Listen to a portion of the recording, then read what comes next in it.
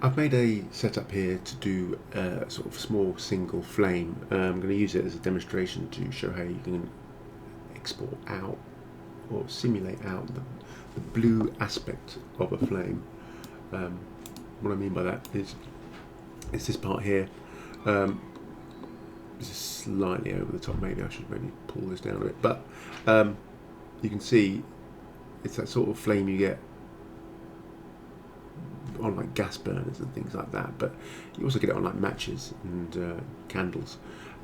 This is the sort of transitional period from non-combustion to combustion.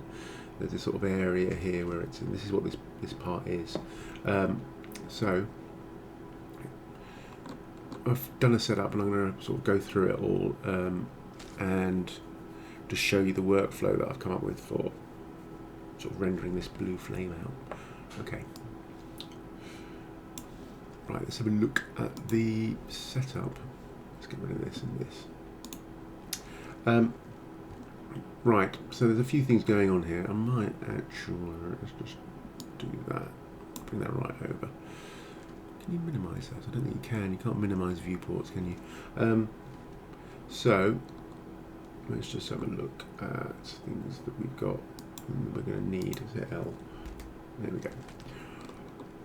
So I've got my input, which is this little platonic solid. Ignore the sphere. I don't need to see that. Ooh, let's just do select, deselect all. So got my platonic solid as my emitter like before. I'm just doing one vary source property, and you can see the temperature's really low. It's only at 23, between 28. As a sort of guide to this, I opened up and looked at, which I highly recommend you doing when you're doing stuff like this. One of the examples which I thought would be nearest to what I want to do, which is basically this flame torch, and I looked at some of the settings of that and sort of took that as a guide. And they have a very low temperature in it, and I think obviously that stops it from, being too volatile. So got a low temperature, so I'm varying it between 23 degrees and 28 degrees. Source air. This is actually quite small in the scene.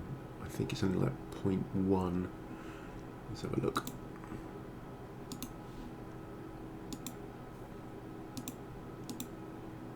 Yeah, it's 0.2 radius, so it's only, it's like a fifth of a unit. And as a result, I've scaled my scene down, but I'll get to that in a minute. Right, let's get rid of that. So, temperature, it's anything I'm varying. One of the things that I noticed was when I was varying this before, I had I had 0 subdivisions on this, and it made for a very erratic. It's probably that one. Is it that one? Yeah, I mean this sort of, which is probably quite realistic. This sort of, crazy flickering, but it was just a bit too much, and that was because I had quite a large variance. I think I was going from 18 to 40 or something, and my ignition temperature is 25, so I was doing quite a lot of that sort of flickering on and off. So what I did was I thought, well, I'll turn off in this the animated, so it was just a fixed variance that wasn't changing over time, and I got this, which was a little bit too straight. So what I did was I went back in here, I closed up the sort of variance, so you're not getting a massive difference between the two, and I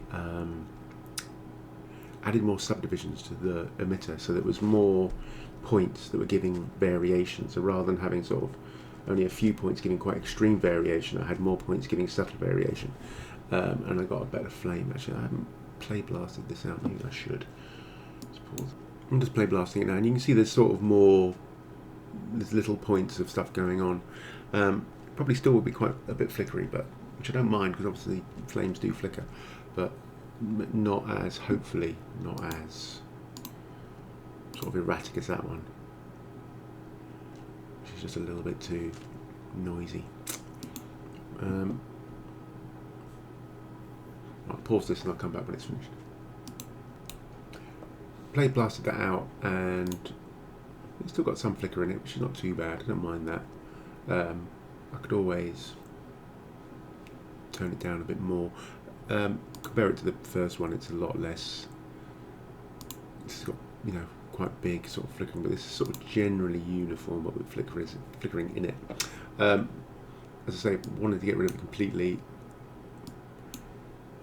I could turn off this animated in this. I'm just trying to see a way of ever slowing down the animation, but I don't think that there is. Or I could just, you know, put the variation to a sort of slightly less, and it would just be a bit less volatile. So that's the varying and the things that came out of that. In here, we've got source air. So even though we sort of generate the smoke from the soot properties of the combustion settings here, I did add a bit more, and this was basically looking at that the torch flame one from the example. They had a bit more, and I just think just because the temperature's not very high, you don't produce much smoke, so I just bumped it up a little bit. Temperature's obviously being controlled by the various thing, no speed or anything. So that was that. I've got an influence here, which is a dissipation influence. This will basically kill off the fog density over time at a rate. Default's 1, I've got mine to 8. One of the reasons being is, you can't really see it here. Maybe if I go to my attribute editor, sorry, let's just make this really small. Let's get rid of that. I'm just going to bump up my fog density so it's big, so we can see it. Oops, I was scattered. Oops, I crashed everything. No. 20. Yep, so there's the smoke at sort of 20. Let's get back in. And as you can see, it's can sort of just see it, maybe make it a bit bigger. There we go. It's going up quite high, the smoke, and it was making the sim get very large, even though really the only interest is, what did I have that at 2? Maybe 4, maybe it was 4, wasn't it? Maybe it was 5. Anyway, let's leave it at 4. Really the only interest is this bit, and maybe a little bit up here. So there was smoke right up here, and it was, you know, making the sims get too big and take too long very quickly. So I put a dissipation on, so it's to 8, which is similar to what they got in their flame torch example. And I did some other things with the adaptivity, which I'll talk about in a minute. So that was that. The next thing is the solver settings. I changed the scale down to 0.1 because obviously this is a sort of candle, and even this is still, you know, it's about 10 centimeters wide really. I find sometimes when you go down to 0.01, everything gets a bit smaller, it's quite hard to control. So I did this and it seems to work, it looks quite nice in that sort of flamey way. I left this to smooth because I sort of wanted that sort of smooth, candly like smoke, which we're sort of getting. If I go back to 50, you know, you sort of get that little wafty sort of smoke. Give it to 4. And what else did I do?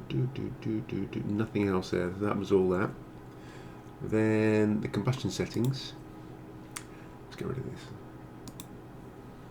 I brought my expansions to scale right down to 0.01. So you can see, where's my, this, you know, there's no, it doesn't have any of that explosiveness, it just sort of comes on. You get a tiny little, just a little mushroom at the beginning, but you know, just a sort of little pop. But you know, apart from that, that's fine. And then I took down the radiative heating down to 0, and I cranked up the radiative cooling, let's just see that properly, to 4. And this was another attempt to try and keep this flame too short. When that was just set to, I think 1's the default, isn't it? Let's have a look. Combustion. if you can't remember the defaults, you can just make one and have a look. Yeah, so it was all set to 1 to begin with. So I put that up to 4. And that was another sort of trying to control this length of the flame, where like this one, it's really long. It just goes up way too high, really. So I did that, and that was that. And so with the dissipation for the smoke, the low temperature in general, and this radiative cooling kept this flame from being too volatile. Then, actually, well, the other thing is, the whole point of this video is about this blue flame aspect of it. So to do that, you have to turn this on. And let's sort of discuss that now. So I'm just going to bypass my cache. And this will error because I've just changed that data transport thing again, so it's going a bit weird. But if I do that, and do that, and I rewind, so we can see just got that blue stuff there, which is this blue flame bit. And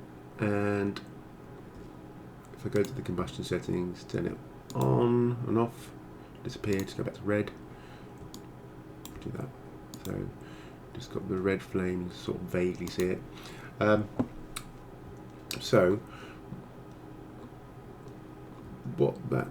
how we sort of use this, and I'll show you now, but one of the things we've got to look at is, obviously this is a sort of attribute that we need to get hold of once it's been generated by turning it on, and it's called this Voxel combustion rate. And one of the sort of ways you can do this is if you add a watch point, and let me just bring over this guy over here so we can look at them both together.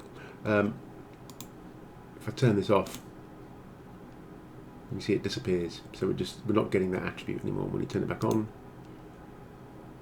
we get this. So we get rid of that. So that's what we want. We want this voxel combustion rate. I think we just go hard.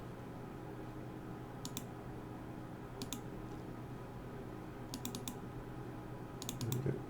So that's it, a bit bigger. So voxel underscore combustion underscore rate, and that's the name we're going to need to put into our material. And let me just remove that. I'm just going to re-hook up the two materials I've got.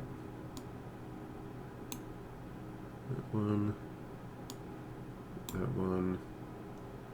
We can just plug those back to where they were. They should be fine because it was where they were before to begin with. There we go.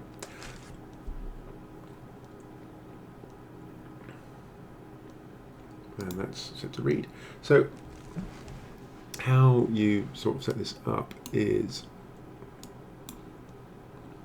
I've made a new material. So I've made a new assigned material.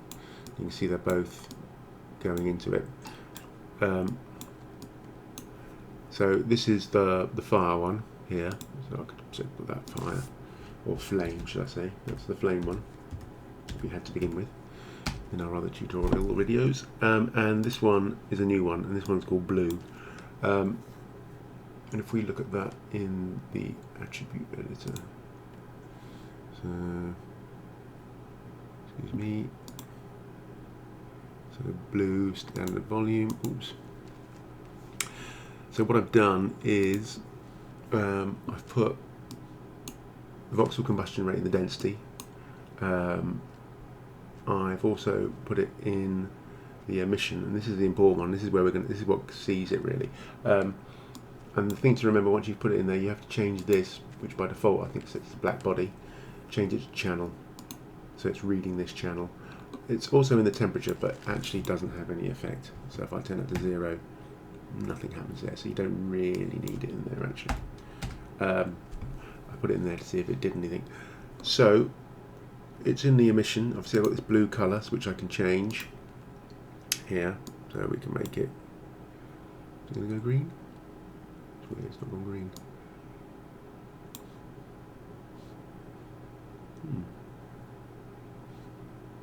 That's peculiar.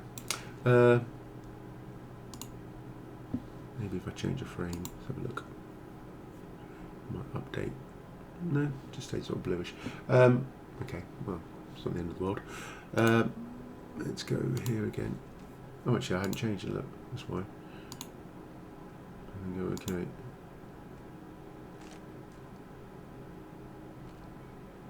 No, still not changing it. I wonder if I render it though. Let me just have a quick look over here. I've saved that, haven't I?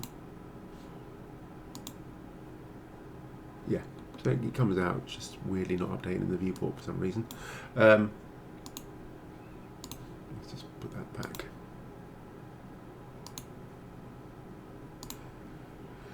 So one of the things in here is this weight only goes up to 1. You can't make it 2, so you can't pump this up to make it brighter, and it's actually quite dark to begin with. So what you want to do is you want to go into the colour, and you actually just want to increase the value if you want that to be brighter. It's weird it's not updating in there. It used to. Maybe it's because I'm recording it or something. And if I hit play there, you can see, like if I go 5, so it gets sort of brighter, it burns all this out. You don't want to go too high. It's something I've got it at 1.2, I think. Yeah, which I think is quite a nice. This sort of purpley transition is, I think, quite nice.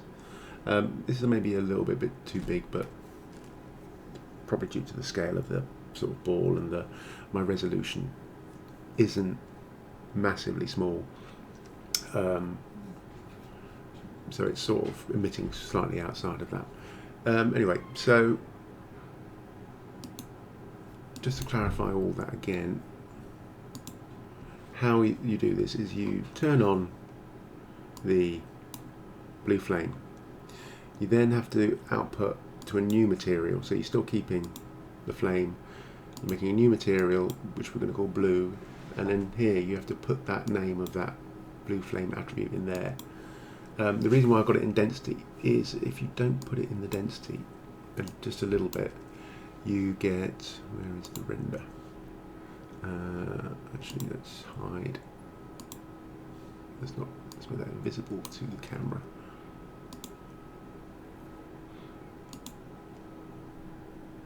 See, we're getting getting it in the alpha there, but if you go back to that, how do I get that back?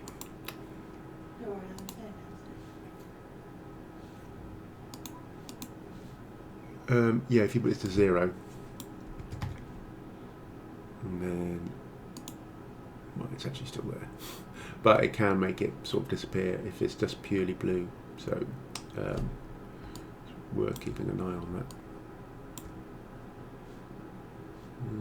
Render, and if I update the full scene, it might take ages.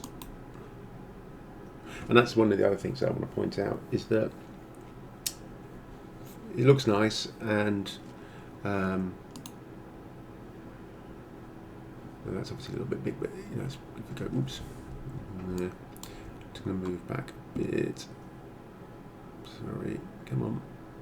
Oh god, I went really far back. Let's just get the sphere, hit F.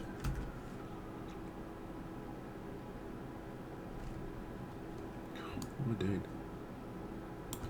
Stop this. That will be easier if I just stop this. There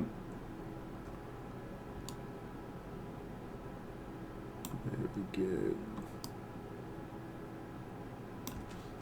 Right. It's a nice look, but it does take almost twice as long to render. When you're rendering these two volume shaders on top of each other, they do slow down.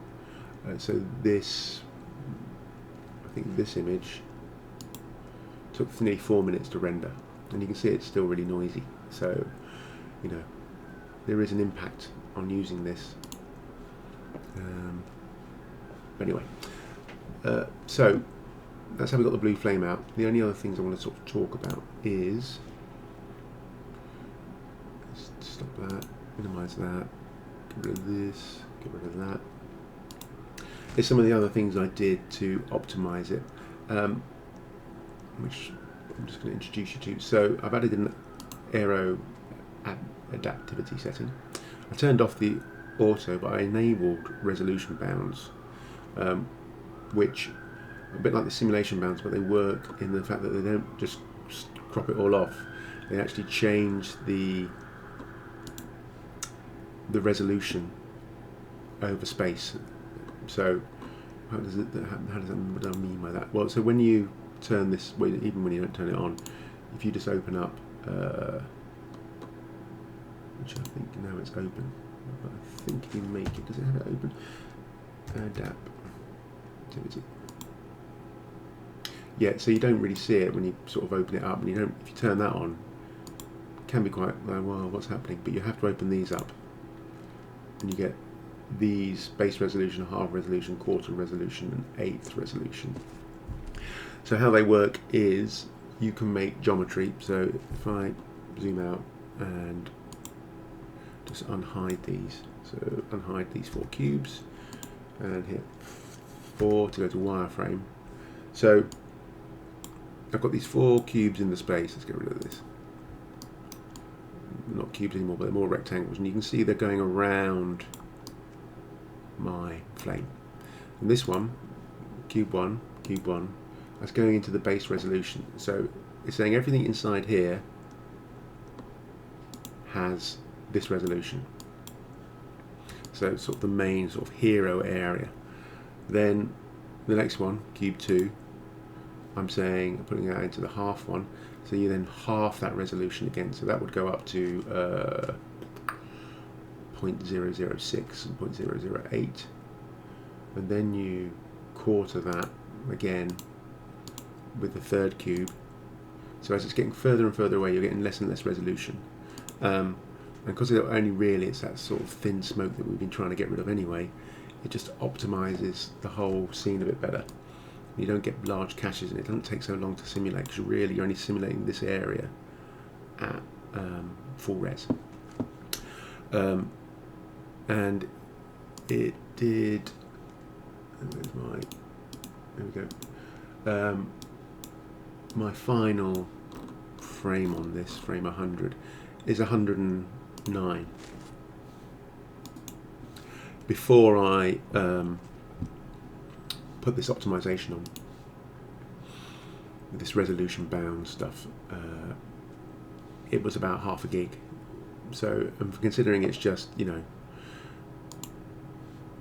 tiny candle flame, I felt it was quite a lot to be having like nearly a gigabyte per frame just for this sort of thing.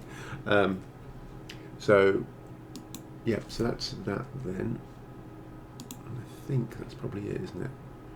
Is there anything else I've missed? No.